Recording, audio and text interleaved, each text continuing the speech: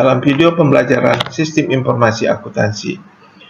Dalam video pembelajaran berikut ini, kita akan membahas tentang siklus manajemen sumber daya manusia dan penggajian. Dalam topik ini terdiri dari siklus manajemen sumber daya manusia, aktivitas siklus penggajian, prosedur penggajian manual, dan prosedur penggajian berbasis komputer. Semua topik ini nanti akan disajikan oleh Farah Kamila Huri, Fika Rahmatia, Putri Hani Dahlia, dan Nurul Faradifa. Video pembelajaran ini diselenggarakan di Program Studi Pendidikan Akuntansi Fakultas Ekonomi Universitas Negeri Jakarta 2022. Selanjutnya, mari kita saksikan penyajian oleh penyaji berikut ini. Terima kasih. Assalamualaikum warahmatullahi wabarakatuh. Kami mahasiswi dari Prodi Pendidikan Ekonomi yang beranggotakan Farah Kamila Huri, Fika Rahmatia Putri, Hani Dahlia, dan saya sendiri Nurul Faradifa.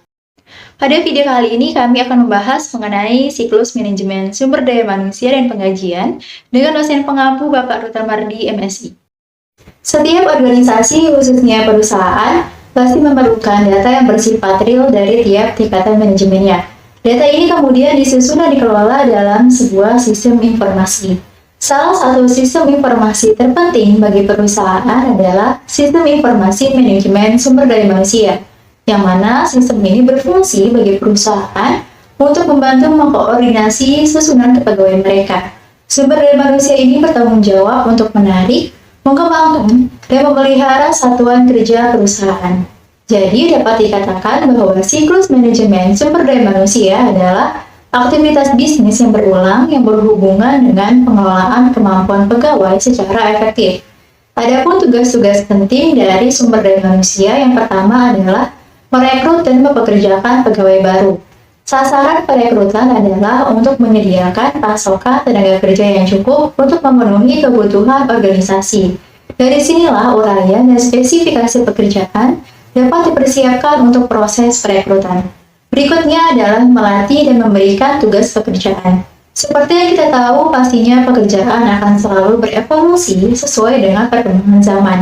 Untuk itu diperlukan adanya pelatihan yang berkesinambungan guna tanggap terhadap perubahan teknologi ini. Ketiga adalah memberikan kompensasi atau penggajian. Keempat adalah mengevaluasi kinerja.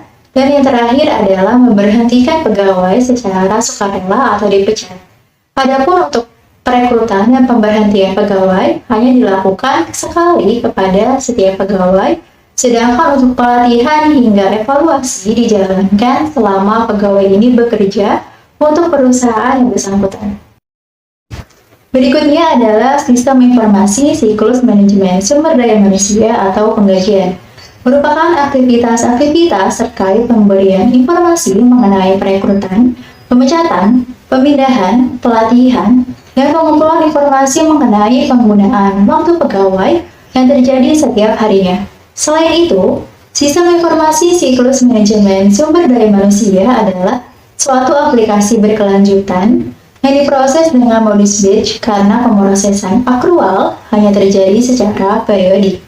Lalu untuk menggunakan pengetahuan dan kemampuan para pegawai secara lebih efektif, banyak organisasi berinvestasi pada sistem manajemen pengetahuan atau knowledge management system, yang mana sistem manajemen pengetahuan sendiri adalah perangkat lunak yang menyimpan dan mengelola keahlian yang dimiliki oleh pegawai individu sehingga pengetahuan ini bisa dibagikan dan digunakan oleh pihak-pihak lain. Adapun terdapat 3 fungsi dasar SIA pada siklus sumber daya manusia atau penggajian ini. Yang pertama adalah pemrosesan data transaksi tentang aktivitas karyawan, kedua adalah penjagaan aset organisasi, dan yang terakhir adalah penyediaan informasi untuk pengambilan keputusan. Selain itu, sistem penggajian harus didesain untuk mengumpulkan dan mengintegrasikan data biaya dengan jenis informasi lainnya agar memungkinkan pihak manajemen untuk membuat jenis keputusan sebagai berikut. Yang pertama adalah keputusan pegawai di masa yang akan datang.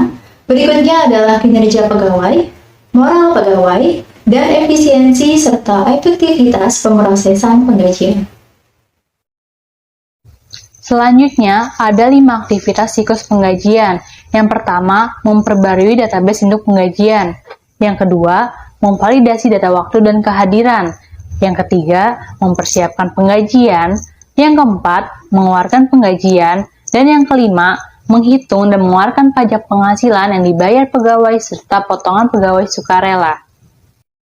Lalu, saya akan membahas lebih lanjut mengenai memperbarui database induk penggajian, yaitu untuk mencerminkan berbagai jenis perubahan penggajian, seperti memperkerjakan orang baru, pemberhentian, ataupun perubahan tingkat gaji. Selain itu, secara berkala database perlu diperbarui untuk perubahan tarif pajak dan potongan asuransi. Berikut ancaman dan pengendalian yang mungkin terjadi. Ancaman pertama ialah perubahan-perubahan yang tak terotorisasi terhadap data induk penggajian. Maka pengendaliannya ada 2. Yang pertama, pemisahan tugas dengan Departemen MSDM memperbarui database penggajian, sedangkan Departemen Penggajian memperbarui informasi mengenai tarif pajak dan potongan lainnya. Yang kedua, pengendalian akses. Ancaman selanjutnya ialah pembaruan yang tidak akurat atas data induk penggajian. Maka pengendaliannya ada 2. Yang pertama, pengendalian integritas seperti pengecekan validitas pada nomor pelanggan. Yang kedua, pemeriksaan teratur atas seluruh perubahan terhadap data penggajian induk. Romni 2017, page 550.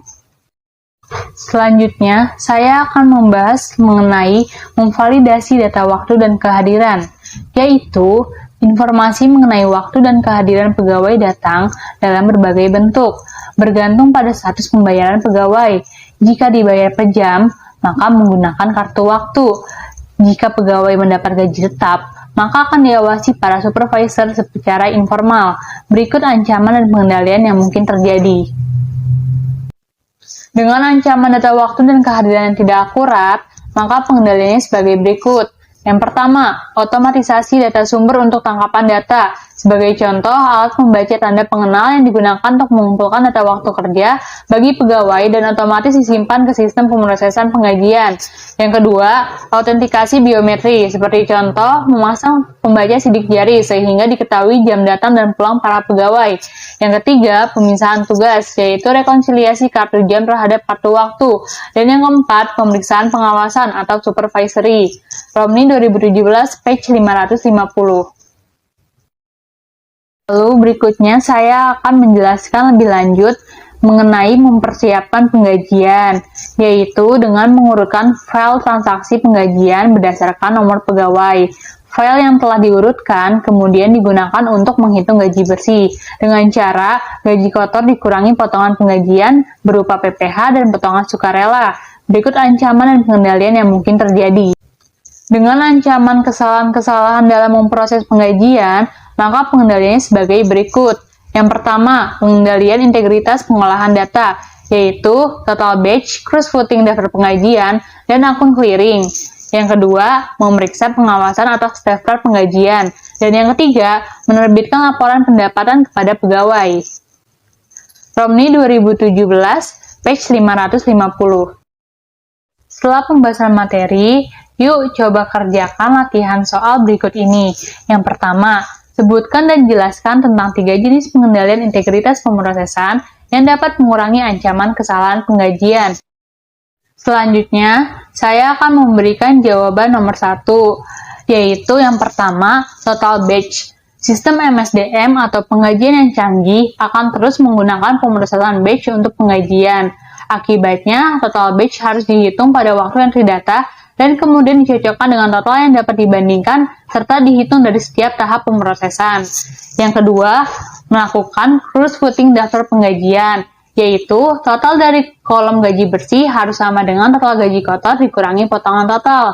Jika tidak sama, maka sebuah kesalahan terjadi dalam pemrosesan dan perlu segera diselidiki serta dikoreksi. Yang ketiga, akun clearing penggajian, yaitu sebuah akun buku besar umum yang digunakan dalam proses 2 langkah untuk mengecek keakuratan dan kelengkapan dari pencatatan biaya penggajian dan alokasi lebih lanjut terhadap pusat-pusat biaya yang sesuai. Jawaban bersumber dari Romni 2017, page 560. Selanjutnya, saya akan menjelaskan diagram konteks siklus penggajian. Yang pertama, Departemen MSDM akan memberikan laporan apabila ada perubahan dalam penggajian. Lalu selanjutnya, berbagai departemen akan memberikan data kehadiran. Dan yang selanjutnya adalah lembaga pemerintahan akan melakukan pemotongan pajak kepada para pegawai sesuai ketentuan yang berlaku. Selanjutnya, perusahaan asuransi juga akan melakukan pemotongan terhadap gaji pegawai sesuai kesepakatan. Setelah melalui pemotongan pajak dan juga asuransi, bank akan mengeluarkan cek penggajian, dan yang terakhir, para pegawai akan mengecek gaji yang mereka terima, apakah sudah terdapat potongan pajak dan asuransi atau belum. Nah, sumbernya dari buku Rumni tahun 2016, figur 15.2, page 553. Bagan alir penggajian. Bagan alir penggajian terbagi menjadi dua aktivitas, yakni aktivitas harian dan aktivitas mingguan. Dalam aktivitas harian, setiap pabrik atau departemen akan memberikan jam kerja masing-masing karyawan dan akan diproses oleh komputer. Selain itu, dari Departemen SDM juga akan memberikan transaksi SDM berisi tarif gaji rekrutmen atau penghentian ke dalam proses komputer. Lalu, update database gaji akan menghasilkan 3 output, yaitu transaksi penggajian, master file SDM atau penggajian, dan data biaya. Selanjutnya, terdapat bagan aktivitas mingguan atau bulanan. Dalam bagan ini terlihat beberapa bagian yang berbeda dari bagan harian, yakni Departemen Penggajian melakukan update data penggajian, lalu melakukan pengurutan melalui proses komputer. Selanjutnya, pengurutan akan masuk ke dalam transaksi penggajian dan akan dibuatkan cek gaji atau slip gaji. Lalu ada bagian utang dagang dan kasir. Bagian utang dagang akan melakukan pengesahan terhadap slip gaji yang ada, lalu akan diberikan ke bagian kasir untuk direview kembali dan ditandatangani, yang kemudian akan membayarkan gaji kepada karyawan baik secara tunai ataupun non-tunai. Sumbernya dari buku Rumni tahun 2017, fitur 15.4, page 558. Aktivitas siklus penggajian yang keempat adalah mengeluarkan penggajian dengan menggunakan cek atau setoran langsung dengan jumlah gaji bersih ke dalam rekening bank pribadi karyawan atau pegawai. Para pegawai yang dibayar dengan setoran langsung biasanya menerima sebuah salinan cek atau yang biasa disebut dengan slip gaji. Berikut ancaman dan juga pengendalian yang mungkin terjadi. Ancamannya adalah pencurian atau distribusi yang curang atas slip gaji. Lalu terdapat beberapa langkah pengendalian atas ancaman tersebut. Pengendalian yang pertama adalah pembatasan akses fisik terhadap cek penggajian kosong dan mesin tanda tangan cek. Yang kedua, pembatasan akses terhadap sistem EFT. Dan yang ketiga, penomoran sebelumnya dan akuntansi secara periodik untuk seluruh cek penggajian. Dan masih ada beberapa langkah pengendalian lainnya yang dapat kita lihat pada PowerPoint ini. Sumber materi ini berasal dari buku Rumni tahun 2017, page 550. Selanjutnya dilampirkan latihan yang bisa dikerjakan dengan harapan materi yang telah dijelaskan sebelumnya bisa benar-benar dipahami. Untuk soal kedua, yaitu sebutkan 3 prosedur utama audit untuk mendeteksi pelanggaran dalam siklus penggajian dan manajemen sumber daya manusia. Untuk jawabannya, berdasarkan buku Rumni tahun 2017, halaman 242, terdapat 3 langkah prosedur, yaitu pemisahan tugas yang memadai, yaitu memeriksa kembali cek gaji yang benar-benar dibatalkan untuk karyawan. Berikutnya adalah otoritas yang tepat, yaitu transaksi yang dicatat dalam jurnal gaji atau daftar kepala departemen sumber daya manusia digunakan untuk menentukan apakah karyawan benar-benar bekerja selama periode tersebut atau tidak. Dan yang terakhir adalah dokumen dan pencatatan yang memadai, yaitu catatan gaji yang menentukan apakah karyawan yang diberhentikan bisa menerima pesangon sesuai kebijakan perusahaan atau tidak. Saya akan menjelaskan prosedur penggajian bantuan komputer. Di sini terdapat beberapa bagan yang dibagi menjadi 5 bagian. Yang pertama, terdapat bagan penggajian. Di sini terlihat dalam penggajian ada yang namanya kartu hadir dan kartu kerja yang dikeluarkan oleh departemen. Kemudian direkonsiliasi, setelah itu di data entry keluarlah daftar gaji. Pada bagian kedua yaitu operasi komputer. Di sini data gaji akan dicetak sesuai urutan, kemudian akan dikeluarkan cek gaji dan dimasukkan ke dalam laporan periodik. Pada bagian ketiga terdapat yang namanya SDM atau sumber daya manusia, yang dimana ini hanya berisi data pegawai dan data entry, di mana data tersebut akan dimasukkan ke dalam operasi komputer. Pada bagian keempat terdapat yang namanya utang. Di sini berisi daftar gaji, kemudian ACC KK atau value kas keluar. Dan yang kelima ada yang namanya bagian kasir, di mana ini berisi cek gaji, kemudian cek ditandatangani kasir. Setelah itu kasir membuat distribusi gaji untuk bank, pegawai, dan akuntansi. Sumber yang diambil dalam prosedur penggajian berbasis komputer ini dari Chris Miyaji tahun 2015, page 426. Yang kelima, menghitung dan mengeluarkan pajak penghasilan yang dibayar pegawai serta potongan pegawai sukarela. Pemerintah mengatur perusahaan untuk mengontribusikan persentase tertentu dari setiap gaji kotor pegawai sampai dengan batas tahunan maksimum untuk pajak. Selain terhadap pengeluaran terkait pajak yang wajib, perusahaan bertanggung jawab untuk memastikan dana lain seperti tunjangan kesehatan, pensiunan yang dikurangkan dari cek gaji pegawai dihitung dengan benar dan dibayarkan secara tepat waktu ke entitas yang sesuai. Berikut ancaman dan pengendalian yang mungkin terjadi. Ada beberapa ancaman. Yang pertama, adanya kegagalan untuk melakukan pembayaran yang diminta dan adanya pembayaran yang tidak tepat waktu. Pengendalian yang dapat dilakukan ialah dengan konfigurasi sistem yang diminta menggunakan instruksi terkini dari IRS atau publikasi surat edaran E. Ancaman yang kedua, adanya pembayaran yang tidak tepat. Pengendalian yang dapat dilakukan ialah dengan melakukan pengendalian integritas pemrosesan, memeriksa pengawasan atas laporan, dan adanya pemeriksaan pegawai atas laporan pendapatan. Sumber yang diambil dari tabel ancaman dan pengendalian ialah dari Rumni tahun 2017, page 550. Setelah itu ada yang namanya opsi outsourcing. Opsi outsourcing. Dengan menggunakan outsourcing, perusahaan dapat menghemat biaya. Terdapat dua cara, yaitu Biro Jasa Penggajian atau Payroll Service Bureau dan organisasi perusahaan profesional atau Professional Employer Organization (PEO).